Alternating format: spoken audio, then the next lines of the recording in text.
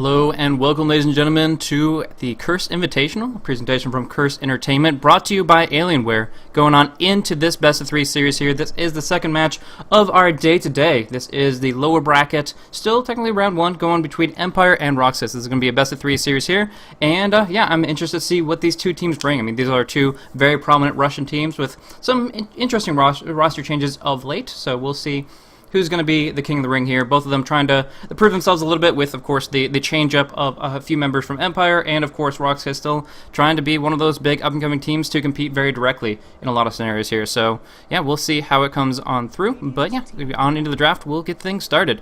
I believe Merlini is AFK at the moment, but I'll start off with just the first minute of commentary starting things off here. Of course, we did see earlier today Team Dignitas take on Q Pandas, and that was...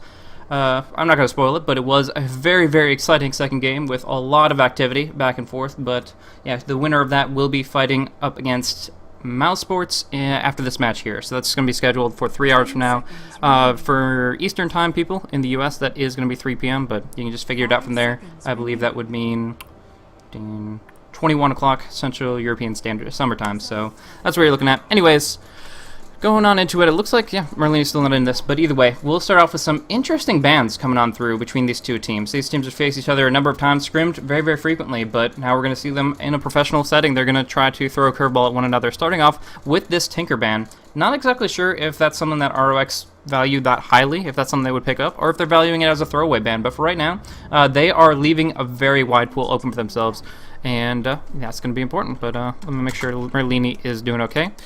And... yeah, so Wisp is going to be a standard ban along with heroes like Keeper Light, Nyx Assassin. Actually didn't see too much of Nyx in the last match, so maybe kind of slowly fading out those trends, taking their toll and making their impact here. And it looks like, yeah, here is Merlini. So once again, I am Blaze. This is Merlini. How's it going, man? Oh, sorry, I have you muted too, so perfect timing there. Go ahead. So we have RoX.KIS with BZZ's perfect drafting for them, banning well underway, and Twisted drafting for Team Empire. Looks like most of them will have their full lineup, no stand-ins today. Yeah, exactly. They're running the full thing here. Interesting ban out for Twisted taking out the Tinker. Do you think that's something RoX would care for, or is that a throwaway ban to open up the pool a little bit? Oof, I actually have no clue. I have seen RoX.KIS play. I saw them play last week, but I don't think that any of their people are particularly well known for Tinker. I know Bobo was pretty well known for his Tinker, and I saw Funnick play it for Navi last week. But I can only assume that they've done their homework and they know what they're doing. Wisp already banned out from RoX.KIS, no surprise there. Empire, very aggressive team that likes to gain the lead early mid, and Wisp is the perfect hero for that. And the second ban aside from the Tinker is Syllabear. Exactly. Taking that out is going to be very, very important. We see they do have, of course, the first pick, so looking at their options there, Keeper Light would probably be the prime choice here, but we have seen that foregone instead, going for some different options that they would prefer. Right now, though, Twista has a very dynamic drafting style, so might see something unorthodox. Right now, the Magnus pick seems to fit their style pretty effectively. They have some really, really good solo players. I believe Scandal's back on the mid lane. I actually have not checked out their team since Light of Heaven replaced one of their, I guess he technically replaced, there was Vigos who went inactive, and then, of course, Empire and Goblak went over to DD Dota. So, yeah, I haven't really seen too much since the roster shuffle there, but I believe that will probably be Scandal's mag on the mid. Yep, and RoX.KIS, I mean, they have Gyrocopter and Darkseer. I'm surprised no Lifestealer here. Lifestealer is sometimes first pick and even first ban material, but not opting to take any of those. So that's actually a very similar draft to what we saw Dignitas play in the game 2 of the most recent series.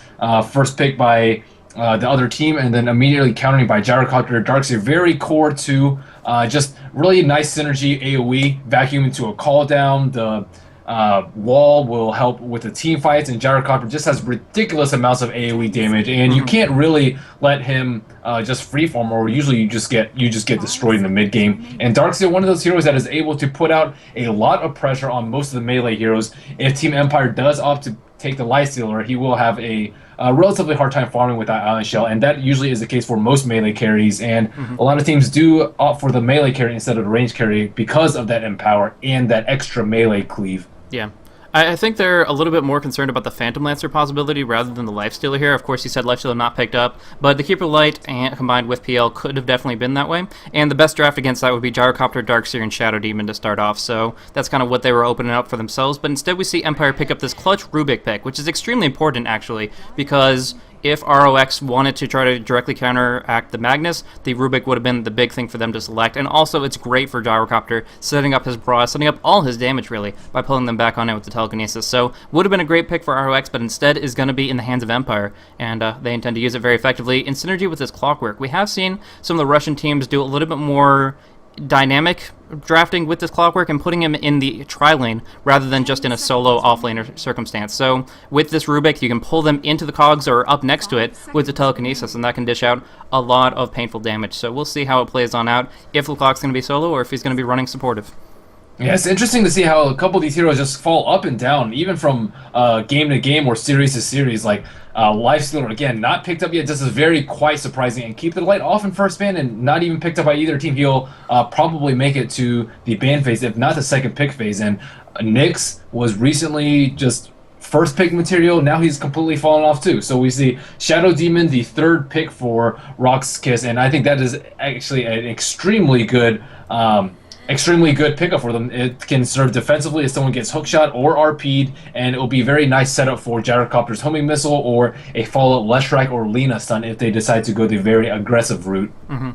Yeah, so they are in a really, really good position here, and they have a lot of control. They have not only the vacuum to pull positions, they have the Shadow Demon to keep somebody in place, but they also have really all the tools they need to deal with a number of different heroes. That Lifesteal, that Phantom Lancer, both of them rather scary, but Darkseer and Shadow Demon generally have the tools to deal with it, at least for the major portions of the game. Of course, when a reverse polarity is dropping on your head, there's not much you can do, but in general, they're going to try to outmaneuver and outplay with the clutch disruptions, the clutch surges, whatever they need to do to keep Gyrocopter active and keep the carry disabled on out. So that's going to be their overall game plan here, as we will see most likely the Darkseer go on the off-lane solo suicide. That is going to be down bottom, and then Shadow Demon and Gyrocopter will be coupled up top, unless they want to run the Gyro mid, which honestly I haven't seen in a very long time. Obviously still possible, but do you think that's even an option up against the Magnus? People like Magnus a little bit just because he has the potential to move around and cause a lot of havoc in the mid game. And Gyrocopter really just needs to sit in the same place and farm. He's decent without items, but he just scales so incredibly well with that flat cannon and that 1000 range 6 attack to everybody on the team that there's no real good reason to leave the lane unless you're really forced to. So I think he's just much better suited into the safe lane position. A lot of teams have figured that out. RoX.KIS has been 3 of the hardest melee carries that synergize really well with Empower, with Lifestealer, Alchemist, and Phantom Lancer. And to me, that really seems like they want to play the farming game and probably secure a lot of farm for their Gyrocopter. So this leads me to believe that they're going to most likely safe lane, triple lane, because, again, without those 3 really safe farmers, they don't really care if they trade off farm with the Gyrocopter. So that's the way things are shaping up so far. And Team Empire banning a lot of the more aggressive heroes with Nyx Assassin and Leshrac, as well as the Weaver. That's just really a pain in the butt to deal with. I like this draft from Empire, though. The last 2 bans, taking out the Nyx, taking out the Leshrac, picking up the Lina for themselves with their first pick, it sets it up so Rubik can combo Telekinesis with the Lightstrike Array, but the Shadow Demon's Disruption won't get as many good follow-up options. We have seen, I've been casting a lot of Southeastern Asian Dota recently. We have seen Sand King kind of fill that role for a follow-up stun early on, but unless they do some really, really crazy lineup, I don't see it being something that they care for on the Russian scene. Either way, though, a lot of different options. They just need one really, really good disable that can make use of that disruption, taking that effect there and just some delayed damage. And I think Keep It Light is, in my opinion, the best option, but we have seen him kind of considered underrated here. Whether it's just the fact that he's predictable, where you can land hook shots and maybe blink skewers on him when he tries to illuminate, or the fact that he just doesn't have any hard disables, I'm not too sure, but they just really, really seem to not care too much about that fundamental horse rider. We do see the Sand King come out, so interesting pickup there. Kind of the same thing that I was talking about. Burrow Strike at low ranks isn't an initiation tool. You have to set him up, and that's where the Shadow Demon comes on in. And then later on, he dishes out a ton of AoE damage, which synergizes very well with Darkseer's Vacuum. Yeah, I like this Sand King pickup from them. I was a little bit worried about their lack of initiation just because they're forced into like okay, if you guys come on this, we'll counter initiate with Vacuum and Wall and Call Down and probably a BKB or defensive disrupt from Shadow Demon. But now they have the option to just run in with Sand King and just wreak a lot of havoc with their into a Vacuum, into a Wall, into a Call Down. It's just going to be devastating if they line up for the right epicenter. On the side of Team Empire, we see Faceless Void, one of the few melee hard carries that weren't banned out. Yeah.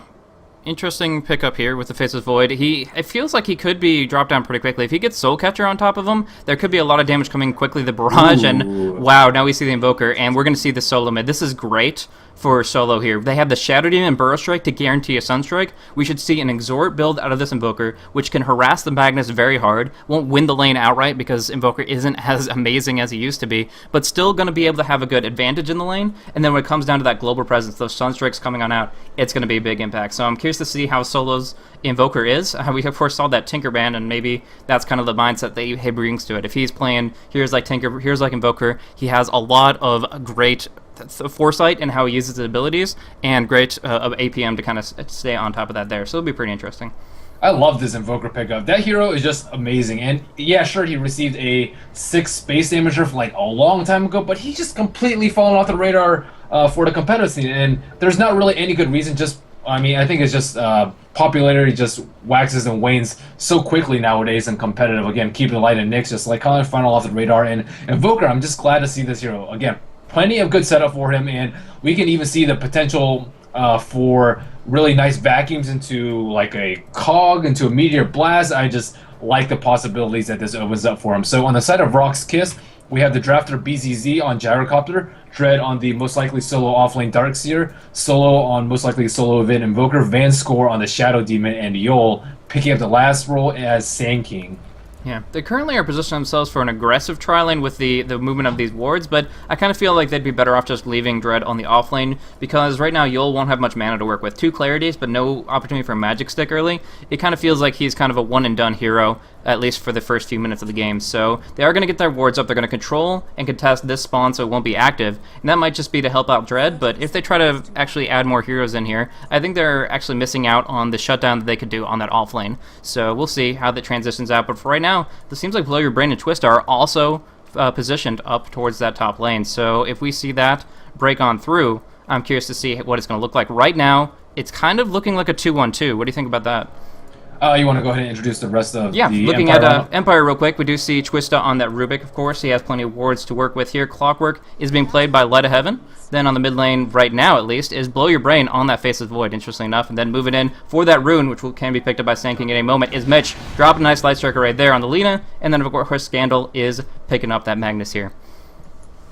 Yeah, so back to what you were saying about the 2-1-2. I think they just want to secure like a level 2 for the Darkseer, especially since he has an early level of Ion Shell, and he's really going to be unable to escape if they decide to play very aggressively on him. But it looks like very unusual, a 1-2-2 from both teams, actually.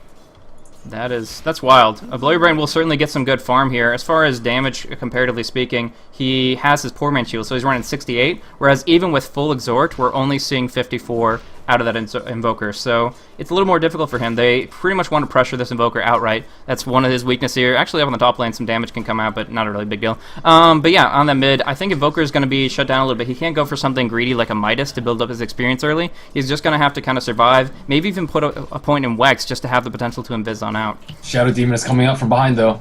Okay, looking to gank up on top lane. No, just some right clicks coming that direction. Unfortunately, yeah, the disruption wouldn't put him in range for the Rocket Barrage, so just the timing wasn't right. But either way, they're zoning out. Mitch is in deep trouble on bottom. Okay, he's been doing a lot of damage. Mitch taking a lot here, but the Burrow Strike is on cooldown and not able to actually pursue underneath the tower. Without any Sandstorm, he takes a number of tower auto attacks, and without a salve, it's going to be a long time before he's feeling comfortable to actually pressure Mitch. Yeah, there is a salve on Dread, though, in case they want to use that. But they're playing very aggressively on bottom. These two melee heroes just taking creeps behind the tower, and this Lina is very, very low, unable to salve up herself. She used her last bit of health regeneration and will only be about like 350 HP after that, so she'll be prime target for a stun and double Ion Shell combo. Yeah, but Twister rotating bottom, this is a good move here because they're just so darn low. They've canceled a couple clarities, they've dropped them down to half HP, and yeah, they can easily force them out of lane with Twista. This does, unfortunately, leave the Faceless Void to kind of fend for himself, 1 versus the Invoker. Not the hardest thing in the world to do, but of course it won't be an uncontested lane. So his farm will be delayed a little bit, but it's for the greater good. They're making sure that Magnus gets his experience. There's not going to be a First Blood spilt down here today, and that's going to be their main intention for moving the Rubik to and fro. Yeah, they do spawn him out with Observer Ward. I saw the Sand King ping on it, and it looks like he will pick up an Illusion Root. And both heroes just huddling around this mid-river. A lot of early movement from both of these teams. Yeah, very unorthodox lanes. This is, I don't think, what either team exactly expected, but they're just adapting as they see the scene play itself out. So, really, really interesting. But the bottom line is that if they can just unlock this neutral pull, Lina and Magnus will be able to get a ton of experience. But for right now, they're a little bit limited, and as long as Yol doesn't get dropped down here in the near future, he will be able to actually capitalize on an early level 3, early level 5 to increase his range of initiation. But for right now, being harassed back, and has to be cautious about Twista's positioning as he continues to roam, but without kind of finding a home to stay. Yeah, I don't really think that Empire can really set up for any kills unless they move 3 heroes to 1 lane. Lina Magnus just not the strongest dual lane, and in mid we see Void and Rubik, just both very passive lanes, just trying to secure farm for that melee hero, and more importantly, levels. On the top side, we see Vanscore trying to stack up this camp a little bit for the Gyrocopter. And him just trying to pick up a couple of levels. There are no Observer Wards to block the spawn, so we can expect Shadow Demon to get some relatively decent levels early on. Yeah. Interesting decision to stack up that camp specifically. Do you think that it might be subject to pulls? We do see a tree drop down, so could Light of Heaven kind of take advantage of that?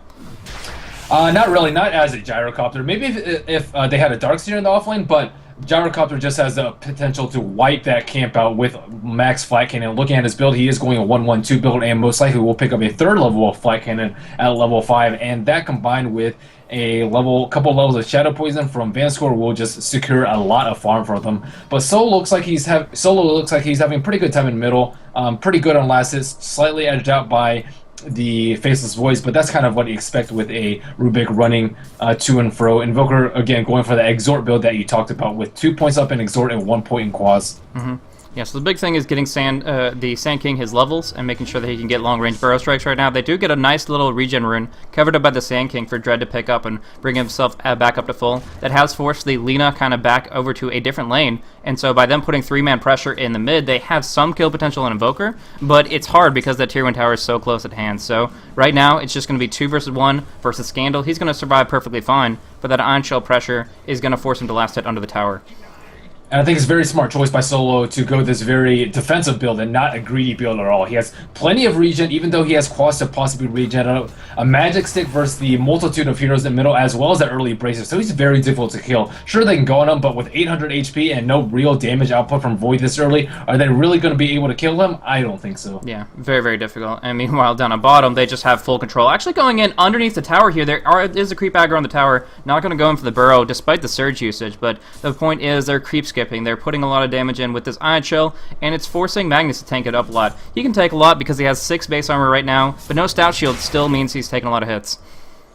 So Clockwork not getting many levels on the way of top lane, just level 3 right now, and the Sand King's actually, I think, out-leveling. No, just on par. They're pretty much even on experience per minute, so... Yeah, but that's a big win for RoX.KIS considering they have 2 heroes constantly in the bottom lane. Looks like Twista will be picking up someone. Looking for an opportunity. There's the telekinesis after the Sandstorm. He has no more tools, gets a single burrow, gets surged out, but that Skewer connecting gives first blood to Twista. They're going to be able to bring him down, and yeah, that is going to help him out considerably. Now he can pick up his boots and pretty much supplement for the fact that he is one of the lower movement speed heroes in the game. Only 290, but now he has the boots of speed, and they already have the Flying Courier, so supports are looking pretty good right now.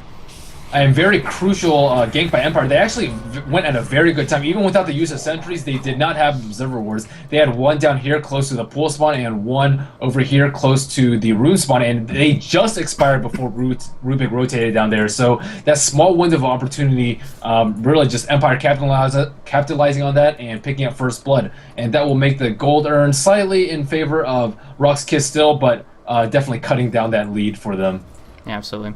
So the timing now. We see Vonskor kind of putting some aggression down on the bot lane. They do have both Dread and Yul here. No vacuum yet, but still that Iron Shell damage has been rather persistent. Scandal going in, pops the RP on him alone. They can't follow it up with the skewer though, because they already used it. There's a Sunstrike onto Mitch, hits with the creep, hits on Mitch. They kill him, but they do lose their Darkseer. Vonskor with the disruption, but it's not enough to bring Scandal down. So it ends up being a 1-for-1. I guess the off lane, I guess you could say, number 3 Darkseer versus that number 5 Lina. Yeah, not bad for them. I mean, they did blow RP for that, so Magnus will just be playing passively for quite a bit, but he's doing pretty well, especially considered that they devoted 2 heroes on bottom. Looks like they will get some reinforcement with the Dread and no Observer Ward. They will not scout this out. Yep, so they're going to come on in. They get the disruption. They're going to go under the tower for the Burrow Strike with this. Oh, poor timing on the Sand King. Means the Sunstrike will miss as well, and Yul has to fall back to Sandstorm the tower, because otherwise he would be dropping down to very critical HP. So, unfortunate timing. Yul specifically going in just a little too early.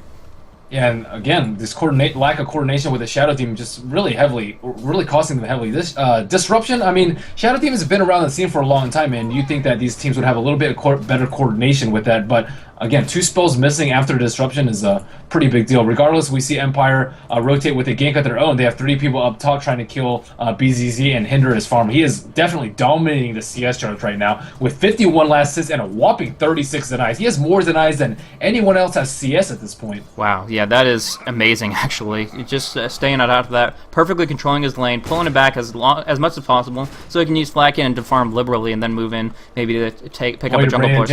Yeah, in mid, they do have the Chronosphere, but it's just too much damage coming out. The sun's everywhere. There's also going to be a deafening blast, but not enough to burn down Blow Your Brain. He actually avoided a rank 1 backtrack. I think it procced at least twice on major spells that dish out a lot of damage, and he still survives. Sal's back on up, and all it required was Mitch dropping 1 Electric Array to pull him out of a very, very bad position.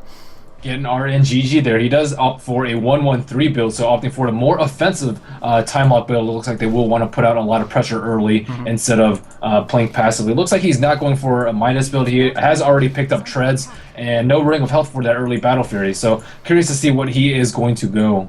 Yeah, that is a tough call for him because he doesn't want to be susceptible to getting locked down from early damage, but he still wants to be able to put out a lot. So right now it kind of looks like a Maelstrom would be the most likely thing because, again, the Midas is so delayed. So I could go for like a Maelstrom BKB type thing, and that would allow him to kind of balance damage and defensive capability. So a triple spawn in the way of RoX.KIS up top, and Light will scout out the very low Sand King, so let's see if he tries to make a move on the Street King. Bot, Dread will be RP'd. They're going to get the kill here. Just a lot of damage coming from Mitch, and that's a second solo pickoff. It doesn't seem like it's that big a deal because they do have to lose some presence with that reverse polarity, but getting a kill on this Darkseer twice over in just a few minutes time, that's really setting him back from getting crucial points in Vacuum and Wall of Replica so that he can initiate and set up the Sand King for damage. Yeah, and Magnus getting a couple kills just leaves a lot of room for Blow Your Brain to find some fire, and this is really important for them early game, considering Faceless Void is just extremely weak prior to level 70. He's no Gyrocopter, he's no Nakes, he can't really get those early solo kills that those other heroes sometimes can. So we see a little bit of rotation from Empire. We see Mitch and Scandal on the Lina and Magnus respectively rotating mid. 10-minute rule will spawn, but it will not go to Magnus. Instead, it will go to Rubik on top lane.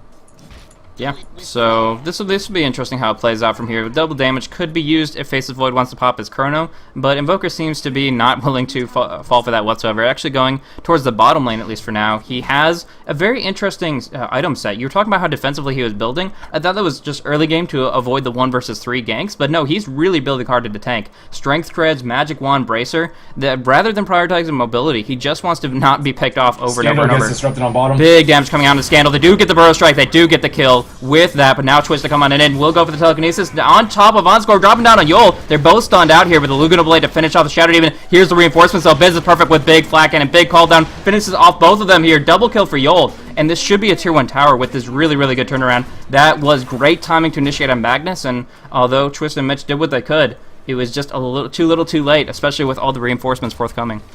Great gank on Magnus right there, and just really an exceptional vacuum by Dread, setting up that very nice call down by BZZ. And BZZ is, again, looking very, very nice. 75 last hits right now. He did not get the tower, but he has Phase, Bracer, and well on his way to drums if he wants to get it. 2,300 gold in his inventory right now. And I must say, this early game is favoring RoX.KIS, but they do have the better early game heroes. Gyro, again, a better early game one roll than the Faceless Void. Looks like Faceless Void is going a semi-farming build with the Maelstrom and not a really, really greedy Battle Fury or Midas build that we see from some of the other Void players. We will see a smoke from a couple of Empire players already. Yeah, trying to put out pressure here. They're going to find out Sand King dispelling the smoke from the Lina. She won't be able to close the distance for this Light Strike Ray unaided, so that means that they're not going to be able to get anything unless they want to commit a Chronosphere, which, again, he only has a rank 1 Time Walk, so it's hard for him to close the distance, and even then, he's not entirely confident in whether or not it's going to pay out. We do see Epicenter is up and available for the Sand King, so a lot of damage potential if he can get in the right position, but since it's daytime, it's a lot easier for them to be aware of the danger, and as such, there's less likelihood of him getting it off without actually starting off with the burrow. And they have this Observer Ward right here. If you notice this Observer Ward in middle, it's actually just out of range of the Sentry Ward. So Empire thinks that RoX.KIS is playing blind in middle, but they see all those four heroes. No agility traits yet, but still doing the right-click damage. Nice defensive disruption, though, going to stay alive. Here's the call down. There's going to be a beautiful double burrow. Sunstrike won't connect. Instead, it's going to be this big RP, but with the Iron Shell damage, still doing too much. Laguna Blade does help to bring down the Gyrocopter. Here's the Clockwork. Light of Heaven coming in to turn it around, trying to break down Dread, and that surge is not going to be enough to keep him up. Regeneration Rune, along with a nice burrow strike. Here comes that Epicenter, but it gets interrupted preempted early. That was a big mistake from Yol. Will it cost him the kill? No. With a long-range Cold Snap, Solo's able to bring him down. There seemed to be a long-range chase. It is going to be Blow Your Brain. TPing on out after the disruption came on through. Yeah, and even with that initiate, very nice defensive disrupt, and RoX.KIS just a very nice response overall. All of their heroes were there to try and save Sand King, who actually managed to escape with his life. So it looked like he was about to die, but just, again, very nice reaction from his team. Again, another vacuum call-down combo just causing a lot of devastation. Even with that miss Epicenter, RoX.KIS did come out on top of that team fight. Yeah, that was really, really solid as a whole. It didn't cost him anything. Now going on the Rubik, the Sunstrike should connect him full. Yeah, hitting on Twista hard. He's going to be able to bring him down. And with the call-down, the right-clicks, Blow Your Brain just barely getting on out of there. Oh my goodness, costing himself. There's the Definite Blast. Might close down on Mitch. Just need 2 right-clicks right here, and they're going to get close. Phase Boots closing on in. He doesn't want to dive that hard, though. The Homing Missile going to be the thing to try to connect, and I don't think it's going to do it. Oh, okay, yeah, it's not even ranked. I forgot. It's only rank 1. BZZ is perfect, going for a very aggressive build with his Flat Kit and Barrage, but of course, as is pretty common these days, not prioritizing that Homing Missile. Sand King in a bit of rough patch. I feel like he just used that cooldown. That cooldown is just ridiculous. Yeah. That was, I mean, they were able to avoid it quite effectively with the movement from the Faceless Void, but still, just spamming it over and over and over, it's extremely effective for him, and he's had this magic wand the whole time, so plenty of charges to keep that going up, and yeah, he has it again in 8 seconds, along with that a mechanism, so they've been forcing the tower hard, but here comes the Light of Heaven jumping on in on top of Dread. Nice defensive disruption again. Epicenter not going to work for them. They go for the Burrow Strike, but no, they're just going to try to get Yol out of here. Instead, Chronosphere onto everyone here. 3-man Chrono. Are they going to follow up with RP? 2 seconds. 1 second. Skewer timed perfectly. They're going to get the RP here on the Sand King. Yol taking a ton of damage here. Not going to get to Burrow Strike out. Hits on 4. Creep's going to finish off Mitch with the Shadow Poison damage. No. Magic Wand keeps her alive. Mitch still on the run. 2 HP. 1 HP is what she drops down to with that Siege Creep right click, but she gets out. And unless we get some baller swag strikes coming out of Solo, we're going to see Lina make it home safely. So now we see the power of the double initiation on the side of Empire. Just devastating Chrono by him. Nice 3-man Chrono into a double skewer. He didn't even need to RP. He just RP'd the Sand King to finish him off. But, I mean, it would have easily been a 3-man RP had those 2 heroes survived the skewer. So nice setup by them, and looks like Faceless Void will be well on his way to Maelstrom after that nice pickup. And he has Empower as well, so he's just farming away. So a little bit of Gyro's... a little bit of setback for Gyro now after his nice early game lead. He has Helmet Dominator, no drums in sight for him. I guess it might be picked up by Invoker. Yes, I do see it in his stash, and looks like he's going on more damage-oriented build with HOD and Yasha. Yeah. So, how do you think they'll translate into the mid-game team fight? I think that Empire has that advantage right now, especially considering Magnus is very close to Blink. So he has 1650 gold in his inventory right now, so only 500 away from that, and then Sand King just really far away from that. And I like Empire's initiation a lot more. They have 3 ways of initiating, with Magnus having the RP, with Faceless Void with that ability to time walk in and Chronosphere, and the hookshot call combo from Clockwork to set it all up. So they have so many ways to try and just group up RoX.KIS's lineup, and without any BKBs in sight for them, they're just very, very vulnerable to this combo from Empire. The kill score might be even, and the farm might be a little bit in favor of RoX.KIS right now. I think about 3,500 to 4,000 gold in favor of RoX.KIS, especially with those 2 T1 tower pickups, but I think Empire can recover quite well. Their lineup is more geared for mid-game with this Faceless Void pickup. Yeah, this is going to be difficult to deal with, and I really like the build-up that he's going to make an impact now rather than later. We do see still a little bit more pause action from RoX. They're waiting for they're waiting for the stream delay to catch up so they can land the super Sunstrike on Mitch. I'm just kidding.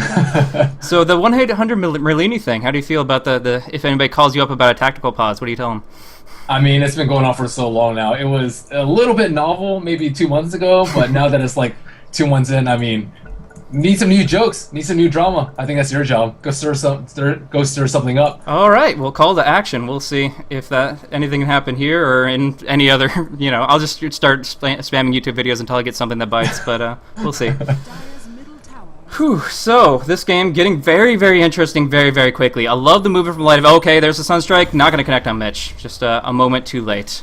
But yeah, as far as I was just going to go on. Oh, about the initiation style, the Light of Heaven jumping on in. I wasn't sure about his position because he literally was jumping into 4 people, but by trapping in there, getting the hookshot in that position specifically, he forced RoX.KIS to bunch up if they wanted to retaliate. And when they did, that was the opportunity for that 3-man chrono. That was the opportunity for the follow-up from Magnus. And man, they made that work so darn well. So they're in a great position here, and they really don't show signs of letting up. Empower from Magnus is now going to start getting ranked. That's going to be a big deal for the Faceless Void. He relies on that Battle Fury quite a bit to dish out a ton of damage, but with the Empower actually doing more cleave damage in of itself, it's actually going to be a very great impact when he can start skilling that pretty hardcore. And of course, the Blink Dagger coming online certainly will help their initiation style along with that.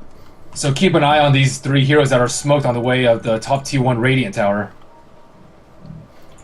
Okay, they're coming on up, smoking on through. Light of Heaven has the hook shot, technically has the range, but not the vision. Dropping down Observer Ward, good placement there. We'll see if they can actually initiate as they intend to. Rocket Flare can come out, but it would give away their position, so have to do it exactly when they want to jump on in, have good reflexes, have good timing. Target of choice seems to be Solo right now, but he does have that in Viz. As far as detection goes, they have Sentry Wards up on Mitch, and they're just going to use the bait of Scandal. Coming on in, Sand King's going to try to flank to gank right under the ward. They can counter gank right here perfectly, but waiting just a moment too long, a lot of neutrals in the mix, and it looks like Yol knows what's going on. He's not going in too deep. Now it's going to be a 5-man team fight. Viz is perfect coming on in. There's the Barrel Strike onto Twist. A lot of damage from that barrage. He will be dropped down. Good pick off for them. Really, really good way to make sure that fight never happened. Yeah, very nice movement by them, and just buying a lot of time for Blow Your Brain to Farmer. He already has his Maelstrom and Trez up, so looking very nicely for that. He has a TP scroll in case RoX.KIS does decide to press the issue. I don't really think it's a good idea for them to press right now, just because, like, if they force a clump and they get any of the nice initiates, a hookshot cog in a 2, or just force them clump in any manner whatsoever, they might suffer heavily for this. And looks like Empire does know that. We see Faceless Void TPing in on the hook, Light of Heaven in on top of Solo. He can't get out right now. It pops off a cold snap, but here's Scandal going skewer past the cogs. There can be the chrono. Has to get the right position though. He's pretty much disabled his entire team as well, but doesn't care. Doing so much damage here. Burrow Strike comes on through. Doesn't connect on Solo, but the Rocket Flare does. Dread dropping down. BZZ is perfect, dropping down. 2 buybacks coming on out. There's going to be Von Score on the run from the tower, and it looks like they can't pursue based on those buybacks, but they certainly earned a lot there. The Faceless Void did take a fall, actually dropping down to Shadow Demon in the end, so some damage over time, taking its toll, but he did get a lot. He forced 2 buybacks. The question is, will it cost him a tower? Yeah, 4 for 2 there before the buybacks. But again, that's exactly what I'm talking about with the multiple initiations. You see 1 hero get hookshot into a cog, and then 2 people get RP'd, and then 4 people get into chronoed. It's just going to get worse and worse as this game progresses. And I don't think that RoX.KIS necessarily has to be the aggressor, at least not in the form of towers. They really need to take fights in more open places, like maybe in their jungle or either person's jungle to really... Oh, that sucks so hard. Oh, that's unfortunate for y'all. That reserve reward though. Yeah, that's it. That's exactly it. And he knew he would stay in place. The Sandstorm, you have to actually keep on chilling out for quite some time to make that work. Actually seeing a second one come out to actually steal some of the neutrals he was about to kill. So just a little bit more salt in the wound, lemon juice, whatever. They're doing a lot of damage now onto the mid tower. They have the Empower up on the Scandal, and Twista, of course, has that DD. So forcing out the fortification now, and even if they defend, that Rocket Flare will give them vision. They can blink initiate, either blink skewer or just blink RP to make sure they can lock these two down. If Dread can't get the mechanism off here, it could be very dangerous, but right now Empire are falling back. They're not exactly confident about the positioning of their opponents, and they have already accrued the substantial lead that they don't want to throw away. And looking at Rubik, he actually has a Burrow Strike right now. I saw him steal Burrow Strike earlier and Deafening Blast. So there's tons of nice spells for him to steal. Epicenter, pretty nice too if you have a Force Staff or a Blink. Burrow Strike is very, very nice, and any spell from Invoker really. I guess Cold Snap's not really useful, but the other spells are just extremely useful in team fights. Vacuum, Wall 2, Call Down. There's just so many things so many ways for Twista to make a big impact in these team fights. So they will mech up, they will get scouted out by a lot of Heaven's Player, but it looks like none of them are in position to defend it. So free Aegis for Gyrocopter. I feel they could have done some Sand King Burrow and Cold Snap type stuff to try to actually bring down the Roche with less HP received, but with the mechanism it's no longer a threat. They have the lifesteal on BZZ, so they feel very confident about that. They take the Aegis, and look at the stack. He's actually going to stack it once more, and BZZ is going to shoot up on farm. I take a note, it's 7,400 net worth. That's going to get very high very quickly. Do you think he'll go back for the drum or just keep that Bracer casual until after he finishes Manta? I think just casual Bracer. He's going to fill up on slots very soon, especially with his recent Aegis pickup. And looks like Invoker already has the drums, but he's going to get a ton of money from this stack. Wow. Dragons, Golems, everything he wants. I mean, it's just perfect timing. Great stacking from the supports, and then him following it up to clear it very, very efficiently, not taking a single hit. Has the lifesteal, has the Flacken, and this next wave will secure a ton of cash. And although the Rocket Flare was good to scout out Roche, it's not really being used here. So they are not finding out the Gyrocopter. They don't have the potential to initiate on him unless they get the wards up. And right now, obviously, he's in the clear. They're completely blind, and that's not really changing. Yeah, prior to the Roshan fight, it looks like Empire had two wards on top lane, one that sniped that Sand King and one just above the Radiant Ancients, and them being blind there, I think really hurt them. They really thought that they could get the T1 tower with that 3-minute smoke gank earlier, and RoX.KIS countered by having 4 wards in the middle, one of them recently dewarded, but securing that Roshan very important. Neither team has a really easy Roshan lineup. I don't think there's any minus armor and no real good tanks for it either in the way of Syllabear's Bear. I guess there's Force Spirit, but I have not seen the Invoker use it yet this game. Yeah, that's true. I mean, it's only going to be one single Force Spirit, so not going to make much of an impact there. He's going for his focus on burst damage, and I don't blame him. With Darkseer now having almost a max vacuum at rank 3, they have so much potential to just go for some crazy combos. Vacuum into Meteor Deafening, some of the most devastating damage output possible in the game. So that's going to be something to look forward towards, and of course Gyrocopter, following that up with his skill set, is going to be immense. So we do see initiation on towards the mid. There's going to be that, big damage coming through. Nice wall of replica, nice call down, even better Sunstrike. It's just all really, really good to bring down quickly. Of course, Sand King did throw his life away for it because they did have Sentry Wards active on the lane, but the important thing is he set them up, and the Burrow Strike was key there to get those kills. So Blow Your Brain will take a lot of damage for the Meteor Blast into a Cold Snap combo, but still escaping with 400 HP. He has a lot of life with the Ogre Club as well as Strength Shreds.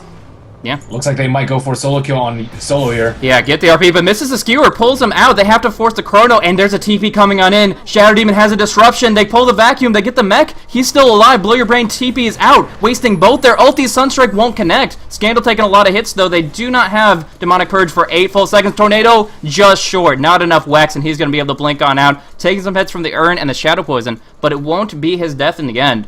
Either way, they committed 2 ultis, and they barely got out alive themselves. And that was on a 2v1 versus a solo Invoker. The fact that they just missed that skewer made that fight completely different. Yep, and it looks like he has 6 points up in Exhort and only 1 point in Wex. Really hurting on that range there for that Tornado. Only 800 range, I believe. Yeah, unfortunate. Just the kind of the skill build, it's where you can't clean it up. But they're happy that Solo lived, and he's back up to full quickly with this Urn of Shadows. And now look at Business Perfect's farm. BZZ started off with 7,400 before those Ancients, and now over 10k. Just skyrocketing over that of the Faceless Void, and he is going to have to farm hard if he's going to have the Black King Bar before the next fight. So RoX.KIS will smoke up, but they will be spotted by the Observer Ward. I think they know that the Spencer movement is coming from behind, though, and they're in a very defensive position. First strike on Twista. There's going to be an attempt for a skewer, but Sunstrike vacuum call down too much damage. There's going to be a Laguna to bring some damage across, but it's not going to change the fact that 2 have fallen. The tier 2 will be their next target, and that should be easy pickings for them. Blow your brain close to that Black King bar, but farming out far beyond his means. Not where he would prefer to be. So we see this tower drop. We see the wave cleared very, very quickly. And now they can make their transition in towards mid to make sure that doesn't fall either. So I think this is a great movement by RoX.KIS. They realized their mistake when pushing this T1 tower. Okay, we're all 5 crawling up. We're going to get destroyed by these ultimates, especially now that Magnus has Blink. So opting to take the fight to Empire instead of just waiting to get initiated on, just spreading out with having 2 heroes come up from behind the tower and just 3 heroes standing in front of the tower and whack behind it. That's just really good positioning by them, and them getting a jump on Magnus and that vacuum back during the skewer just made that team fight go completely in their favor. 2-0 and a free tower for them. So RoX.KIS has this like insane map control right now, and XP favor in RoX.KIS 5,000 and gold about 8,000 right now, and this will only continue to get greater if they continue to stack these ancients like they have been before. Yeah, controlling it very, very effectively for now. What do you think about the Eul Scepter Divinity on the Invoker? Of course, setting up Sunstrike, Meteor, Deafening combos means that he doesn't need the Shadow Demon to go for pickoffs to set him up with the Disruption. So do you think that'll be taking effect here? I mean, I think it's pretty good. It's pretty much they can initiate on everybody but the Magnus with that. Magnus will just be able to blink out of the Eul's combo, but I think it's pretty good. They need more initiate just because Empire has 3 ways of initiating, and until RoX.KIS has like BKB or blink up on Sand King, which just came up on them. So we see blink tag on Sand King. It is nice to have multiple ways of initiating. Yeah, so Blink is up for SK, could go for some counter initiation, but right now it seems like Empire's on the hunt. They're smoked on up, Light of Heaven looking for the hook, he connects it onto Vonscore, perfect positioning, perfect timing, and the defensive disruption will only delay the inevitable here, but coming in from the side, Sand King, rank 2 Epicenter, not going to pop it yet, and it looks like they don't want to fight it out here. Just, getting his burrow stolen and then just blink it away, but closing it on Light of Heaven, who got a little bit too far ahead. Didn't go to the south. I'm not exactly sure what prompted his movement to the north, but it certainly ended up resulting in his death. And looks like RoX.KIS is just expanding on this lead more and more, and they still have all their towers intact. And again, Empire had a little bit of a weaker game, but really now's their time to shine and just really make use of that RP and Chronosphere combo, and looks like Faceless Void has picked up a BKB, and looks like they big Epicenter Sandstorm. Oh my goodness, big damage coming out of Yol, but not getting anybody but Mitch right now. The Blow Your Brain able to just barely get on out of there. Flat cannon right clicks, the homing missile closing in. Will he get that backtrack? No right clicks, it's gonna connect, and he pops the BKB. Guarantees it. Good move there. Rubik is going to get picked off by the Deafening Blast. Now following up, do they have anything to finish off Scandal? They do have the damage from BZZ. Is perfect. Closing in the distance. A Cold Snap. The right clicks, and that's a triple kill for the Gyrocopter. Go, bringing down the Faceless Void. There is Dread diving past the base, just surging on in, getting the vacuum off on the Faceless Void. Yes, he will fall, but boy, does he think it was worth it. And a 4-1 fight in favor of RoX.KIS. I have no idea what Darkseid was doing back there, but still, RoX.KIS winning that fight very, very handily. And I think Invoker is just, like, very, very good. They do have 1 BKB, but every other hero is vulnerable to that huge amount of burst for them. Darkseid going in the danger zone, but, you know, if you can break off the Faceless Void, halt him in his tracks. He used his BKB, still couldn't survive.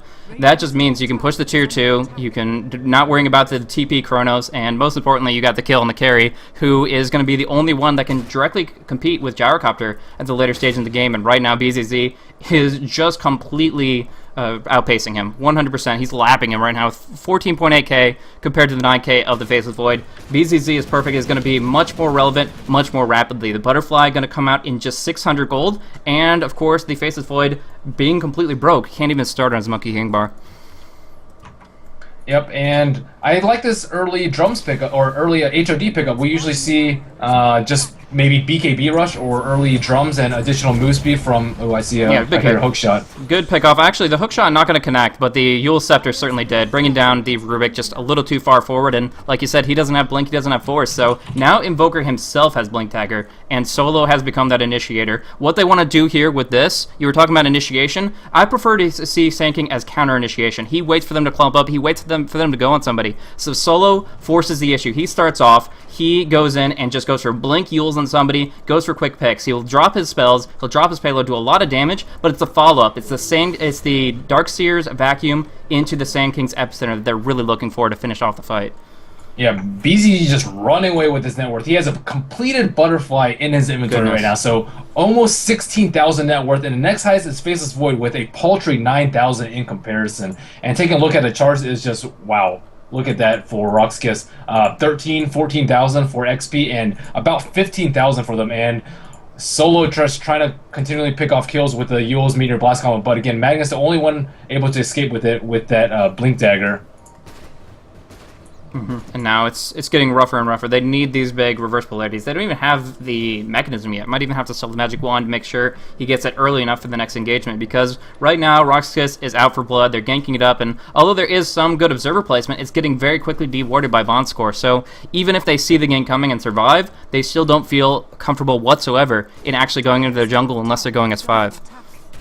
And I think that Empire can't really afford to play passively right now just because of the way that Gyrosk is and how farmed he already is. They really need to try and find some solo kills here. Whether you have to blow Chronosphere, Hookshot, and RP, it's pretty much worth it because they need to get back in this game and they need to find kills and make opportunities. Back and forth with this warding game. We do see the Scythe Device come out in Clockwork. He is going to pop off the cogs as soon as possible, but for right now, taking a lot of damage. There is going to be a vacuum trying to pull him in. There's a wall of Replica on top of Twista. Big damage coming out. He did throw a call down the other direction, but it's not going to prevent them from getting the kill. And a lot of flat cannon. That was a pretty slick move from BZZ. I gotta say, he right-clicks the cogs to make sure the flat cannon can hit on Light of Heaven as much as possible. Technically, he's in Sunstray kill range, but 10 seconds from now, that's going to be almost impossible to hit. So it looks like on the way to top lane, which actually what we missed, it looks like Sand King tried to get a solo kill on Yol, and Yol is just sitting at 115 HP right now, but Chronosphere was used, and looks like Blow Your Brain escaped with his life, but unable to score that solo kill. And it just seems like RoX.KIS is just constantly finding opportunities, getting the jump on Empire, and not letting them react in any sort of way. Even if they got RPs, they wouldn't have any follow-up because half their team is dead by the time they get any sort of opportunity for initiation. And the more this goes, I think like RoX.KIS is just gonna keep running away with it. I mean, Gyrocopter so hard to kill right now, 1600 HP around with Butterfly and a ton of armor, 26 armor, and the Aegis and the BKB. They really don't have the damage on Faceless Void yet to compete with this Gyrocopter. They will try and force the issue with this T1 on top. Rubik very, very far behind, but the other 4 heroes in position to fight this. Yeah, Sheepstick coming out immediately and Blow Your Brain. Won't be able to time walk away. Has that BKB, but there's the reverse polarity. Turning things around nicely. They're doing a lot of damage to Dread. Right-clicking him down. He's not getting the bashes he needs, though. BZZ perfect. Getting Laguna, taking a lot of hits, but they force staff away. Trying to get outside of that epicenter. Yol doing a lot of damage right here.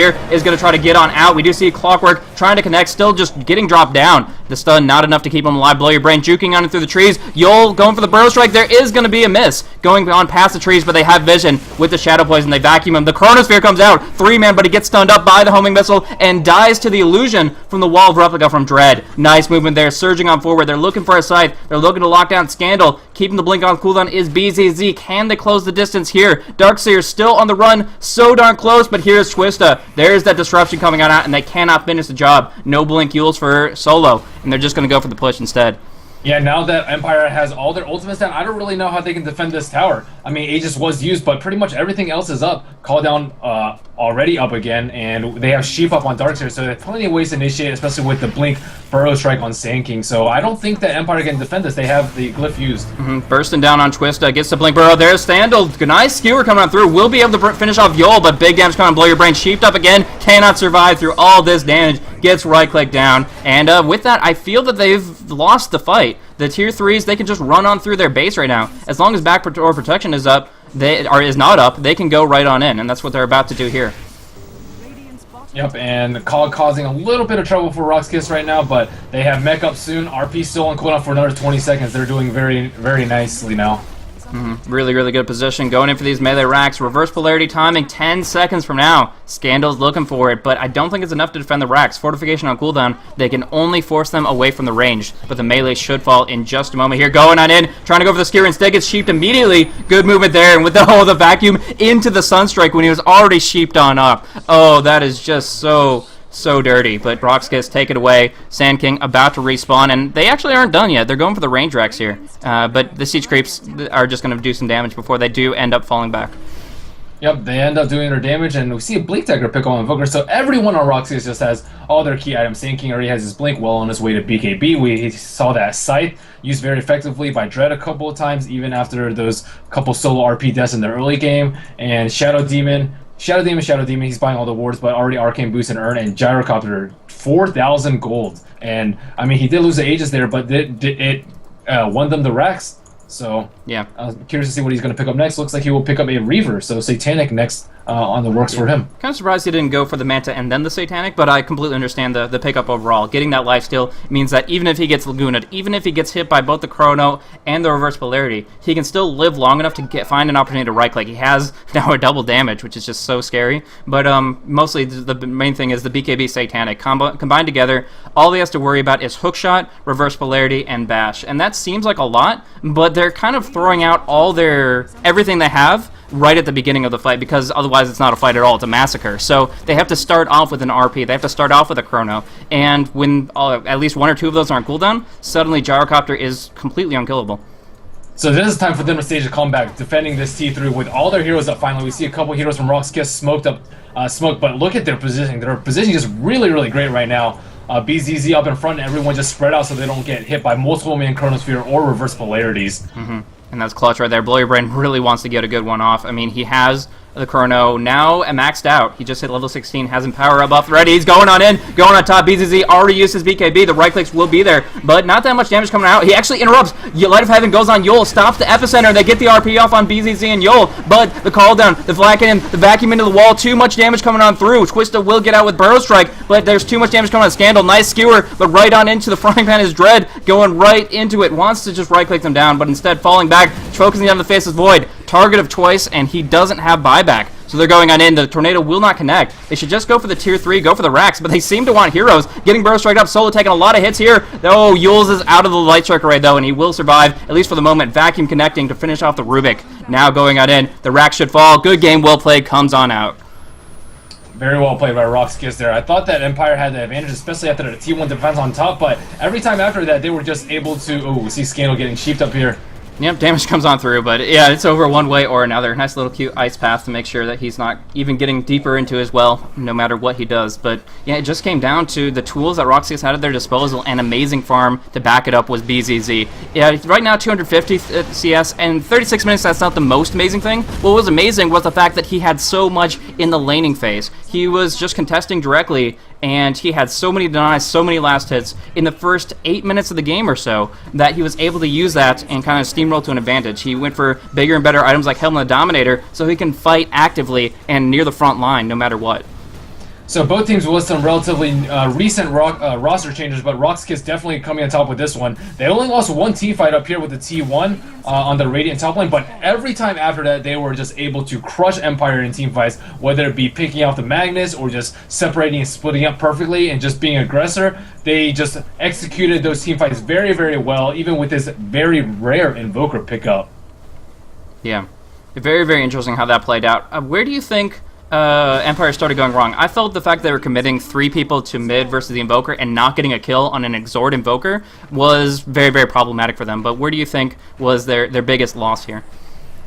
I mean, I think it was just being unable to defend this tower over here and just getting picked off right there. It just pretty much just set the pace for all the team fights after that. It's like, okay, well, we just lost a team fight in a very defensive position, and we can't go out after that. We can't take fights outside of base, outside of towers, at Roshan, and RoX.KIS just completely controlled the whole map after that. And sure, RoX.KIS did lose that top fight, and they had 2 buybacks, but they came roaring back quite strongly. So RoX.KIS will take the first game down in this best-of-3 series. Yeah, absolutely. So we'll see what Empire has to show off for this next game to try to bounce it back, but really, really nice stuff. And of course, it's always fun to see Invoker Epic actually working out for them. They only missed like 1 or 2 Sunstrikes that were aided, so they did their planning, they did their homework, and set it up with Shadow Demon and SK to make sure that they could get their spell set up 100%. So no, I really like their tools that they brought. The laning was really freaking weird, but they still made it work. They still brought it together when it came down to the mid-game team fights, and that's always nice to see. So strong play from RoX, and As we see, we're in the lower bracket still, and that means that Empire is 1 game away from elimination. Needs to win the next 2 to stay on in this. But yeah, that's how it's going to go. Thank you guys so much for tuning on into the Curse Invitational. Really, really awesome games, some awesome teams, and it's been a pleasure to be able to cast it for you guys. So I myself am Blaze. You can check me out at twitter.com/blazecasting, and also Merlini. You can check him out at /MerliniDota, and he has his website and all those other different... it's all under Merlini Dota as far as the extension goes, or... Yes, it is. Okay, cool. Well, thanks for casting this up with me, man. Do you have any other thoughts before we go on to the next one? I'm just excited to see the next game. I like the not really too passive playstyles from both of these teams, and that's why I enjoy watching European and Western Dota in general. Just aggressive playstyle and plenty of kills all around. Love watching it and love casting it. Thanks for joining me, Blaze, and we'll move on to the next game quite shortly. Indeed.